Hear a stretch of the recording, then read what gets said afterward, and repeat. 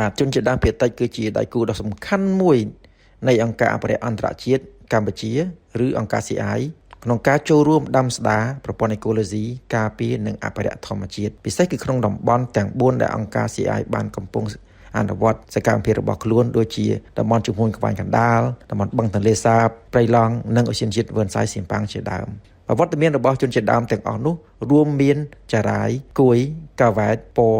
ជងក្រាលនិងព្រៅជាដើមពួកគាត់មានវប្បធម៌ទំនៀមទម្លាប់ប្រពៃណីជំនឿនិងភាសាផ្សេងគ្នាដែលជាសម្បត្តិវប្បធម៌ដ៏មានតម្លៃសម្រាប់មនុស្សជាតិបាទអង្គការ CI បានធ្វើការយ៉ាងយកចិត្តទុកដាក់ដើម្បីធានាឲ្យបាននូវការចូលរួមយ៉ាងពេញលេញនិងរក្សាសិទ្ធិរបស់ពួកគាត់ស្របតាមគោលការណ៍ការពារសិទ្ធិមនុស្សការគោរពនិងផ្ដល់តម្លៃចំណេះដឹងប្រពៃណីវប្បធម៌នៃជនជាតិដើមនិងសហគមន៍មូលដ្ឋានលើពីនេះទៅទៀតយើងក៏បាននឹងកំពុងជួយពង្រឹងសមត្ថភាពសហគមន៍ផ្ដល់បច្ចេកទេសនិងថវិកាសម្រាប់បង្កើនជីវភាពដើម្បី